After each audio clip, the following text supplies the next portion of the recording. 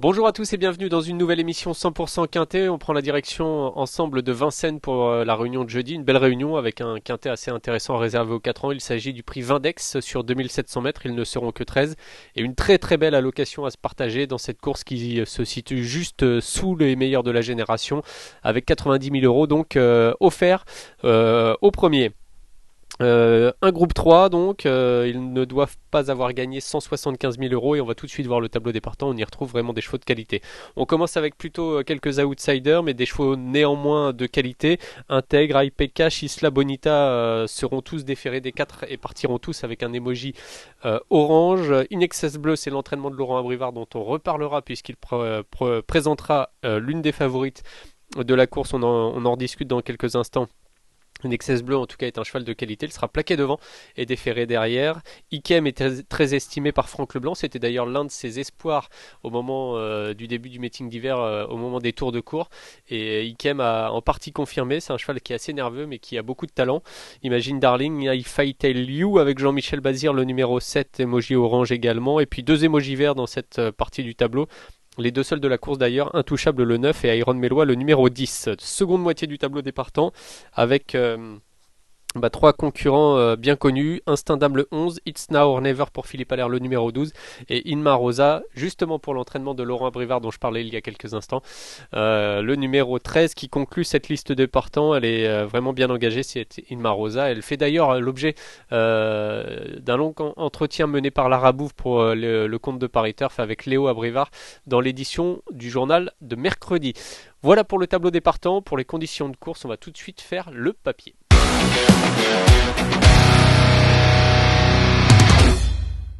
Comme d'habitude, j'ai essayé de vous classer les chevaux dans un ordre préférentiel. 5 concurrents, je commence avec le numéro 9, Intouchable. Pourquoi ? Parce que ce cheval-là est très régulier depuis le début de sa carrière, très régulier à Vincennes et dans des catégories qui ressemblent fortement à celle-ci depuis le début de l'hiver aussi. Il vient de bien courir 2 fois sur 2100 mètres. Le cheval sera déféré des 4 pour la première fois. C'est ça vraiment qui m'a incité à le placer en tête. Je me dis que ça peut faire la différence. Mathieu Abrivard le connaît parfaitement. Antoine Marion, son entraîneur, lui a mis un emoji vert qui traduit sa confiance et je pense que ce cheval est capable de lutter pour le succès dans cette course. En tout cas, ce serait mérité de le voir s'imposer. Je vous parlais de sa régularité, elle est illustrée ici avec une fiche qui reflète ses performances depuis le début de sa carrière. 15 courses, 4 victoires et 9 places parmi les 5 premiers, c'est 87% de réussite à l'arrivée. C'est vraiment une solide base pour ce quintet. Le numéro 10, Iron Melois, un autre concurrent de qualité, un cheval entraîné par Pierre Belloche, associé assez souvent maintenant à Alexis Colette, qui le connaît bien, déféré des 4 aussi. On va le retrouver d'ailleurs dans cette configuration. Le cheval a été déféré des 4 pieds pour la première fois dans le prix Fremwell le 12 février. Il trottait derrière les leaders Kazakh Beloche bleu foncé avec les épaulettes blanches et le cheval s'était montré fautif dans le dernier tournant alors qu'il avait beaucoup de ressources derrière des chevaux qui sont les meilleurs de la génération, Idaho Tillard notamment, mais aussi Isoar Vedake, Kazakh Allaire. Dans cette épreuve, Idaho Tillard s'imposait, Isoar Vedake était deuxième, Italiano Vero était troisième, donc vraiment le top du top de cette génération. Et Instinct Dame que l'on retrouvera dans ce quintet finissait à la 5e place, donc c'est une ligne perdante bien sûr pour Iron Melois puisqu'il se montrait fautif, mais on sentait bien ce jour-là qu'il avait les moyens de bien faire. Depuis il s'est placé dans une catégorie face à Inma Rosa notamment. C'est un cheval assez régulier qui doit trouver la bonne carburation, qui doit surtout trouver un bon parcours, patienter et placer sa pointe de vitesse. Si tel est le cas, si tout se passe bien, Iron Melois est certainement capable de lutter pour les 3 premières places.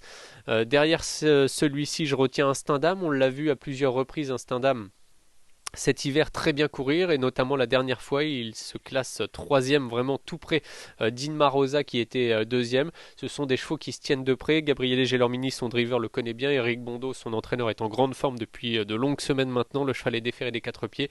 Il fait partie des mieux engagés et je pense qu'il a logiquement son mot à dire dans cette compétition. Autre concurrente bien sûr qui va jouer la gagne, c'est le numéro 13 Inma Rosa. Je la place un petit peu en tout léger retrait, mais elle a bien sûr les moyens de gagner cette course. Elle était très bonne depuis le début du meeting, déférée des 4 pieds. On voit la stat d'ailleurs tout de suite. C'est 4 courses depuis le début de sa carrière, une victoire, 3 places et 100% de réussite à l'arrivée dans cette configuration. Donc vraiment, on doit lui faire confiance. Et on la retrouve d'ailleurs, cette Inma Rosa, le 20 février dans le prix d'Orthez à Vincennes. Elle devançait de peu en étant deuxième un Stendhal qui était troisième à son intérieur. Donc Ilmar Rosa c'est la casaque Cotel, hein, noir avec la toque, la croix de Lorraine et le haut des manches jaune. Donc un Stendhal à son intérieur troisième, Iron Melois casaque Béloche bleu foncé quatrième et Ikem casaque du Haras d'érable vert foncé était cinquième en léger retrait. Donc on retrouve ses concurrents, j'imagine que ce sera encore une question de parcours, mais en tout cas ils se tiennent d'assez près. Et Ilmar Rosa fait bien sûr partie des concurrents à retenir en priorité, c'est même une base dans ce quintet.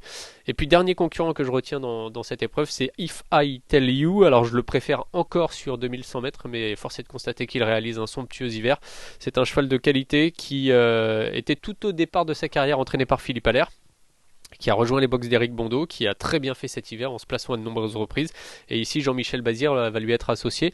Alors, on peut supposer que Gabriel Léger-Lormini lui préfère un Stendhal, puisqu'il le drive assez régulièrement aussi, mais qu'il va s'asseoir au sulky d'un Stendhal. Voilà pour mes 5 concurrents. Je vous propose tout de suite de récapituler un peu cette situation, de faire le bilan de cette étude.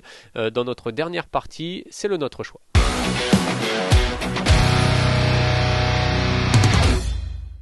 Allez, on termine l'émission avec le récap du prono. 5 concurrents dans un ordre préférentiel. Juste avant, je vous rappelle que vous pouvez suivre le live du Quintet sur le site paris-turf.com, que vous pouvez vous y abonner d'ailleurs depuis quelques semaines maintenant, et aller fouiller dans les performances de tous les chevaux, notamment pour faire le papier de ce Quintet et avoir de nombreuses statistiques à votre disposition. 5 chevaux, donc le 9, intouchable devant Iron Melois le 10, le 11, Stendhal, le 13, Ilmar Rosa, et je termine avec le numéro 7.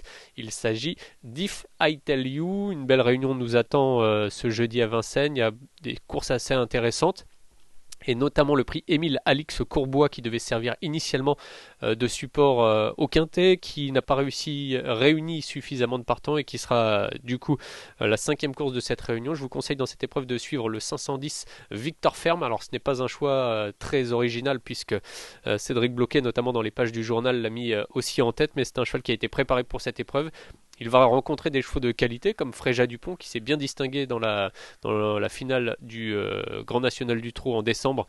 Mais ce Victor Ferme est un cheval de qualité. Je pense qu'il est tout à fait capable de renouer avec le succès dans cette épreuve que Jean-Michel Bazir a préparée pour ce pensionnaire. Voilà, vous savez tout pour la réunion de jeudi. Je vous souhaite évidemment à tous de bons jeux et on se retrouve très vite dans un prochain 100% Quintet. Salut!